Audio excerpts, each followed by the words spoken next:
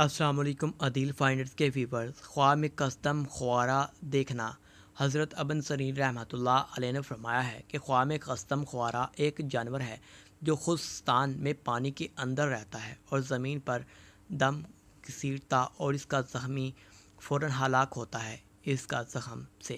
حضرت ابراہیم کرمانی رحمۃ اللہ علیہ نے فرمایا ہے کہ خواب میں کسدم خوارہ عقل مند اور بردبار اور عاجز اور با آرام اور شیریں سخن دشمن ہے، اور وہ دشمنی میں سخت ہے، اور اگر دیکھے کہ اس کو کسدم خوارہ نے کاٹا ہے، دلیل ہے کہ اس قسم کے دشمن سے جس کا اوپر ذکر ہوا ہے اس کو بلا اور رنج پہنچے گا، اور اگر خواب میں دیکھے کہ اس نے کسدم خوارہ نے کاٹا نہیں ہے، دلیل ہے کہ دشمن سے امن میں رہے گا،